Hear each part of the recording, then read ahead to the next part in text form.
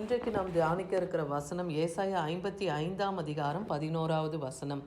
அப்படியே என் வாயிலிருந்து புறப்படும் வசனமும் இருக்கும், அது வெறுமையாய் என்னிடத்திற்கு திரும்பாமல் அது நான் விரும்புகிறதை செய்து நான் அதை அனுப்பின காரியமாகும்படி வாய்க்கும்.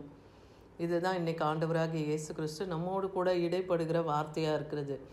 அதாவது என்ன சொல்கிறாருன்னா, அவர் வாயிலிருந்து புறப்படுகிற அந்த வார்த்தை வெறுமையாய் அவரிடத்துக்கு திரும்பாது. அவர் என்ன காரியத்துக்கு அந்த வார்த்தையை அனுப்புகிறாரோ அந்த காரியம் ஆகும்படியாக அது வாய்க்கும்னே சொல்கிறார். ஏன்னா அப்படியே என் வாயிலிருந்து புறப்படும் வசனமும் இருக்கும்னு சொல்லப்படுது. அப்படியேன்னா எப்படின்னு சொல்லி அதுக்கு முந்தின வசனம் ஏசாயா 55:10 பாருங்க. மாரியும் உறைந்த மழையும் வானத்திலிருந்து இறங்கி அவரிடத்தில் திரும்பாமல் பூமியை நனைத்து அது முளைக்கு பண்ணி முளை கிளம்பி விளையும்படி செய்து விதைக்கிறவனுக்கு விதையும் புசிக்கிறவனுக்கு ஆகாரத்தையும் கொடுக்கிறது எப்படியோ அப்படின்னு கொடுக்கப்பட்டிருக்கு. அப்போது அவர் வாயிலிருந்து புறப்படுகிற வசனம் எப்படி வெறுமையாக திரும்பாமல் அவள் சொன்ன காரியத்தை நிறைவேற்றுகிறதோ அது போல மாரியும் மழை கூடவும் உறைந்த பனி கூட வானத்திலிருந்து அது பூமிக்கு தான் வரப்போகுது இல்லையா? அது மறுபடியும் வானத்துக்கு திரும்பாது. அது எப்படி பூமிக்கு வந்து எப்படி விதைகளை எல்லாம் முளைப்பிக்க பண்ணுகிறதோ, விதைக்கிறவனுக்கு அது விதையை கொடுக்குது, புசிக்கிறவர்களுக்கு அது ஆகாரத்தை கொடுக்கிறது. அதை போல கர்த்தருடைய வசனமும் வெறுமையாக திரும்பாமல் அது நடப்பிக்க வேண்டிய காரியத்தை நடத்தி முடிக்கும், அது வாய்க்கோன்னே சொல்கிறாரு. ஏன்னா இதெல்லாம் முன்னதாகவே உங்களுக்கு நான் அறிவித்திருக்கிறேன். நாம் எந்த ஒரு காரியத்தையும் தேவன் செய்வதற்கு முன்பாக தன்னுடைய பரிசுத்தவான்களுக்கும் ஊழியக்காரர்களுக்கும் தமக்கு சித்தமானவர்களுக்கும் தேவன் அந்த ரகசியங்களை அறிவிக்கிறார். ஏன்னா நீதிமானின் கூடாரத்தின் மேலே கர்த்தருடைய ரகசியம் தங்கி இருக்கிறது என்றே வேத வசனம் சொல்லுகிறத பார்க்குறோம் இல்லையா? அப்போ ஏசாயா 46:10 பாருங்க, அந்தத்தில் உள்ளவைகளை ஆதி முதற்கொண்டு இன்னும் செய்யப்படாதவைகளை பூர்வ காலம் முதற்கொண்டும் அறிவிக்கிறேன், என் ஆலோசனை நிலை நிற்கும், எனக்கு சித்தமானவைகளை எல்லாம் செய்வேன் என்று சொல்லி அந்தத்தில் உள்ளவைகளை ஆதி முதற்கொண்டு, அதாவது தேவன் வாசம் செய்யும் அந்த ஸ்தலத்திலே அந்த எல்லையிலே அது ஆதி முதற்கொண்டு இன்னும் செய்யப்படாதவைகளும் பூர்வ காலம் முதற்கொண்டு நான் அறிவிக்கிறேன். எது ஒன்றும் உண்டாகிறதுக்கு முன்பாகவே அதை எல்லாவற்றையும் நான் உங்களுக்கு அறிவிக்கிறேன். என் ஆலோசனை நிலை நிற்கும், எனக்கு சித்தமானதை நான் செய்வேன்னே கர்த்தர் இன்னைக்கு வாக்கு பண்ணுகிறார். ஏன் இன்னைக்கு இந்த வார்த்தையை நம்மோடு இடைப்படுகிறார்னு பார்க்கும்போது உங்களுக்கு அநேக கர்த்தர் வாக்கு தத்தங்களையும் உடன்படிக்கையும் செய்திருக்கலாம். ஆனால் உங்களுக்கு கால தாமதம் ஆகுதுன்னு எத்தனையோ பேர் நீங்கள் வருந்தி தவிக்கலாம். ஏன் இந்த காரியம் நமக்கு இன்னும் நடைபெறாமல் தடையாக இருக்குன்னு. ஏன்னா கர்த்தர் உங்களுக்கு சொல்லியிருக்கிறாருன்னா அந்த காரியத்தை அவர் வாய்க்க பண்ணுவார். ஏன்னா அவருக்கு சித்தமானதை அவர் செய்வேன்னு சொல்கிறார். ஏன்னா அவருடைய வாயிலிருந்து புறப்படுகிற ஒவ்வொரு வார்த்தையினாலும் மனுஷன் பிழைப்பான் என்றே எழுதியிருக்கிறது இல்லையா?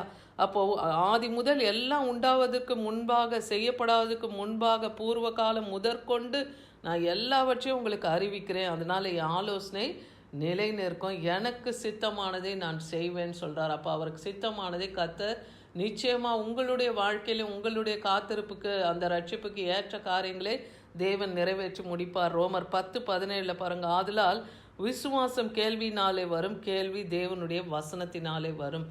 விசுவாசம் எதனால் வரும்? நீங்கள் கேள்வி கேட்கும்போது அதுக்கான பதில் உங்களுக்கு கிடைக்கும் போது உங்களுக்கு விசுவாசம் வரும். அது எதன் மூலமானா தேவனுடைய வசனம் தான் அந்த பதில். அப்போ அந்த பதிலை நீங்கள் விசுவாசிக்கிறீங்கன்னா உங்களுடைய காரியங்கள் காத்திருக்கிற அந்த ரட்சிப்பும் உங்களுக்கு நிச்சயமாய் கிடைக்கும். யோவான் 6:63 பாருங்கள், ஆவி உயிர்ப்பிக்கிறது, மாம்சமோ ஒன்றுக்கும் உதவாது. அப்போ ஆவி தான் சகலத்தையும் உயிர்ப்பிக்கிற காரியமாக இருக்கு. ஆவியானவர் தான் சகலத்தையும் செய்து முடிக்க வல்லமையுள்ளவராக இருக்கிறாரு. அப்போ அந்த ஆவி உங்களுக்குள்ளே இருக்குன்னா அந்த ஆவி உங்களை உயிர்ப்பிக்கும். மாம்சமானது ஒன்றுக்கும் உதவாது. ஏன்னா இது அழிந்து போகக்கூடியது இல்லையா? அதனால் அது ஒன்றுக்கும் உதவாது என்றே உங்களுக்கு சொல்லுகிறேன். அதனால் வசனங்கள் ஆவியும் ஜீவனுமாய் இருக்கிறது. அதுதான் உங்களுக்கு சொல்லியிருக்கேன் இல்லையா? ஏற்கனவே எபிரேயர் 4:12 வசனத்தினுடைய தன்மையை குறித்து நம்ம பார்க்குறோம் இல்லையா? அது இருபுறமும் கருக்குள்ள பட்டையும் எந்த ஒரு கூர்மையானதையும் அது வகையறுக்கும் இல்லையா? ஊனையும் கணுக்களையும் ஆவியும் ஆத்துமாவையும் அது வகையறுக்கும். மனுஷனுடைய நினைவு யோசனைகளை வகையறுக்கும். அப்போ எல்லாவற்றையும் வகையறுக்கிற இருபுறமும் கருக்குள்ள பட்டயமாகி அந்த ஜீவ வசனத்தை நீங்கள் கொண்டீங்கன்னா, அந்த வசனத்தில் நீங்கள் பலன் கொண்டீங்கன்னா உங்களுடைய காரியங்களை எல்லாம் கர்த்தர் நடப்பிப்பார். அதை விசுவாசிங்க.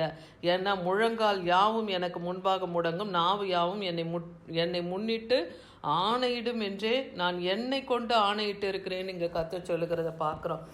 அப்போ இந்த நீதியான வார்த்தை என் வாயிலிருந்து புறப்பட்டது, இது மாறாதது இல்லை என்கிறார்.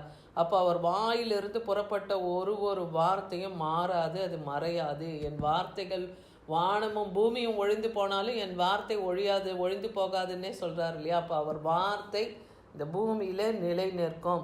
எது அழிந்தாலும் ஒரு வார்த்தை நிலை நிற்கும்.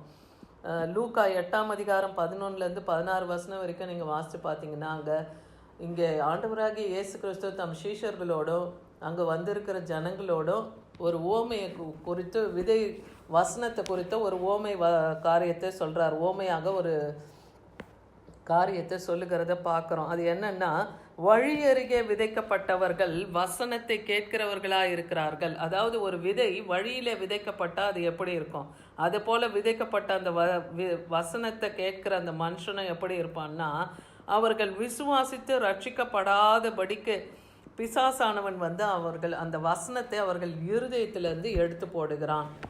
அப்போ வழி அருகே விதைக்கப்பட்ட வசனம்னா ஆகும்னா, காலில் மிதிக்கப்பட்டு கூட அது நசுங்கி போயிடலாம், அது பலன் தராமல் போயிடலாம். அப்போது ரட்சிப்புக்கு ஏதுவான காரியத்தை பிசாசானவன் அவங்களுக்குள்ளே இல்லாதபடிக்கு அந்த வசனத்தை அவங்க இருதயத்திலேருந்து எடுத்து போடுறான்னு பார்க்குறோம். அதே போல் கற்பாறையின் மேலே விதைக்கப்பட்டவர்கள், கற்பாறையின் மேலே வசனத்தை விதைச்சா அது எப்படி இருக்கும்னா, அப்படிப்பட்ட மனுஷர்கள் சந்தோஷத்தோடு அந்த வசனத்தை ஏற்றுக்கொள்கிறாங்க. ஆனால் தங்களுக்குள்ளே அது வேர் கொள்ளாதபடிக்கு கொஞ்ச காலம் மாத்திரம் விசுவாசித்து சோதனை காலத்தில் அவங்க பின்வாங்கி போயிடுறாங்க. ஏன்னா கற்பாறையில் என்ன, அது வேர் ஊன்றாது இல்லையா? மேலே மட்டும் கொஞ்சம் மண் இருந்ததுன்னா ஒரு செடி முளைச்சிருக்கிறத பார்க்குறோம். அதுக்கு மேலே அது பூமிக்குள்ளே அந்த பாறைக்குள்ளே அது போகாது. அதுபோல் அவங்க விசுவாசத்தில் பின்வாங்கி போய் சோதனை காலத்தில் அவங்க பின்வாங்கி போகிறத பார்க்குறோம். முள்ளுள்ள இடங்களில் வசனம் விதைக்கப்படுதுன்னா, முள்ளுள்ள இடத்துல விதைக்கப்பட்டதுன்னா அந்த வசனத்தை கேட்கிறவர்கள் அவங்க பிரபஞ்சத்துக்குரிய கவலையும் ஐஸ்வர்யத்தினாலையும் அவங்களுடைய மனசு என்ன பண்ணுது, அதில் போய் நெருக்கப்பட்டு எப்படி ஒரு ஒரு செடியை நெருக்கி போடுதோ அதை போல் இந்த உலக கவலை அவங்கள நெருக்கி போட்டு சிற்றின்பமும் இந்த பிரபஞ்சத்தின் கவலையும் ஐஸ்வர்யத்தின் கவலையும் இதை குறித்தே அவங்க யோசிக்கிறதுனால அது நெருக்கி போடுறது, அது பலன் கொடுக்காமல் போவோம்.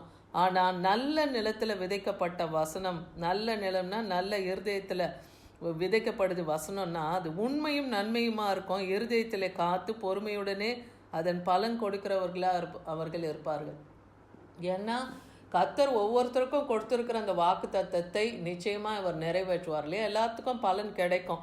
அப்போ நல்ல நிலத்தில் எப்படி விதைக்கப்பட்டு அந்த வசனத்தை ஏற்றுக்கொண்டு உண்மை உத்தமமாக நன்மை செய்கிறவர்களாக காணப்படுகிறார்களோ அவங்களுக்கு கர்த்தர் நிச்சயமாய் பொறுமையோடு இருக்கும்போது அவங்களுக்கு பலன் தருவன்னே சொல்கிறார். அப்போ இது விதை என்ற வசனத்தின் மூலமாக மக்களுக்கு அந்த நாட்களில் சீஷர்களுக்கும் சொல்லப்பட்டதாக இருக்குது. இன்றைக்கி நமக்கும் கர்த்தர் இந்த வார்த்தையின் மூலமாக இடைப்படுகிறார். நாம் நல்ல நிலத்தில் விதைக்கப்பட்ட விதையாக இருந்து 30, 60, 100 அநேகருக்கு நாம் பலன் தருகிறவர்களாக இருக்கணும். ஏன்னா சிலுவை பற்றிய உபதேசம் கெட்டு போகிறவர்களுக்கு பைத்தியமாக இருக்குது, ரட்சிக்கப்படுகிறவர்களுக்கோ அது தேவ பலனாக இருக்குன்னே 1 கொரிந்தியர் 1:13-18 பார்க்குறோம். வேத வசனத்தை விசுவாசிக்கிற உங்களுக்குள்ள அது பலனாக இருக்கும்னு 1 தெசலோனிக்கர் 2:13 பார்க்குறோம். அழிவுள்ள வித்தினாலே அல்ல, என்றைக்கும் நிலை நிற்கிற ஜீவனுள்ள தேவனுடைய வசனம், ஜீவ வசனம் அழியாத வித்தாக இருக்குது. அது மறுபடியும் நம்மை ஜெனிப்பிக்கும்னா உயிர்ப்பிக்கும். கர்த்தருடைய வசனம் நம்மை உயிர்ப்பிக்கும். அதனால கர்த்தருடைய வார்த்தையில் நீங்கள் நிலைத்து நில்லுங்க. ஏசாயா 44:26-28 வரைக்கும் சொல்கிறாரு, ஊழியக்காரர்களுடைய வார்த்தையை நிலைப்படுத்தி அவங்க ஸ்தானாதிபதிகளை ஆலோசனையை நான் நிறைவேற்றுவேன் சொல்கிறார். அப்போ ஊழியக்காரர்களுடைய வார்த்தையை கர்த்தர் நிலைப்படுத்துகிறார். அதே போல் உங்களை குடியேற்றுவா என்று எருசலேமுக்கும் கட்டப்படுவீர்கள் என்று யூதா பட்டணங்களுக்கும் கர்த்தர் என்ன சொல்கிறார், நீ குடியேறு, இந்த பட்டணத்தை கட்டு. அப்படி அவைகளின் பாழான ஸ்தலங்களை எல்லாம் அவர் எடுப்பிப்பார். அவர் நினச்சா உங்களுக்குள்ள கர்த்தர் பலத்த கிரியைகளை செய்யணும்னு தேவன் வைத்திருக்கிறார் என்றால் அது நிச்சயமாக தேவன் செய்வார். நான் ஆழத்தை நோக்கி வற்றிப்போ என்றும் நதிகளை வெட்டாந்தரை ஆக்குவேன்னு சொல்கிறார். அப்போ அவர் வாயிலிருந்து என்ன வார்த்தை புறப்படுகிறதோ அது அப்படியே கடந்து நிறைவேறும். அதை நாம் உணரணும். ஏன்னா கோரேசு ராஜாவு அவர் ஒரு பாரசீக அந்நிய ராஜாவா இருந்தாலும் தேவன் அவரை கொண்டு பலத்த கிரியைகளை செய்தாரா. கர்த்தருடைய ஆவி கோரேசுக்குள் இருந்ததுன்னு பார்க்கிறோம். கோரேசை குறித்து அவன் என் மேய்ப்பண்ணே கர்த்தர் சொல்லுகிறார். அவன் எருசலேமை நோக்கி நீ கட்டப்படு என்றும் தேவாலயத்தை நோக்கி நீ அஸ்திபாரப்படு என்று சொல்லி எனக்கு பிரியமானதெல்லாம் அவன் நிறைவேற்றுவான் என்று சொல்லுகிறவர் நான் என்று கர்த்தர் சொல்லுகிறார். அப்போ ஒரு சபையை கட்டவும் எடுப்பிக்கவும் அதை நடத்தவும் அதற்குரிய காரியங்களை கர்த்தர் யார் யாருக்கெல்லாம் தேவன் கொடுத்திருக்கிறாரோ அதை அவர் நிறைவேற்றுவார். ஏன்னா அந்த கோரேசை கொண்டு தான் எருசலேத்து அந்த ஆலயத்தை மறுபடியும் கட்டி எழுப்புறதுக்கு ஜனங்களை அவர் மூலமாய் அழைத்தார். அதே போல் பாபிலோனுக்கு சிறைப்பட்டு போன பனிமுட்டு சாமான்கள், அதாவது ஆலயத்துக்குரிய பனிமுட்டுகளை எல்லாம் அவர் மீட்டு கொண்டு ஜனங்களிடத்துல கொடுத்து, யாரெல்லாம் விரும்பி உங்கள் ஆலயத்தை நீங்கள் கட்டி எழுப்பணும்னு தீர்மானித்திருக்கோங்களோ அவங்கெல்லாம் வாங்க, உங்களுக்கான உதவிகளை நான் செய்வேன்னு சொல்லி கோரேஸ் அன்னைக்கு ஜனங்களை எழுப்பினதை பார்க்குறோம். இன்றைக்கும் கர்த்தர் நமக்கும் பல காரியங்களை நம்முடைய வாழ்க்கையிலையும் வைத்திருக்கிறார். ஏன்னா உலகம் தோன்றுவதற்கு முன்பாகவே நம்மை முன்குறித்து அழைத்து அறிந்திருக்கிறார்னா அழைத்தவர் உண்மையுள்ளவர், அவர் அப்படியே செய்வார் என்றே வேதவசனம் சொல்லுகிறது. அதனால் அவர் வாயிலிருந்து புறப்படுகிற ஒவ்வொரு வார்த்தையும் வெறுமையாய் திரும்பாது. விசுவாசிக்கிற நாம் பதறாமல் தேவனுடைய காரியம் நிறைவேறும்படியாக கர்த்தருடைய சமூகத்திலே நாம் பொறுமையாய் காத்திருக்கும் போது நிச்சயமாய் ஏற்ற காலத்திலே கர்த்தர் சகலத்தையும் நமக்கும் நடப்பிப்பார். ஆமீன்.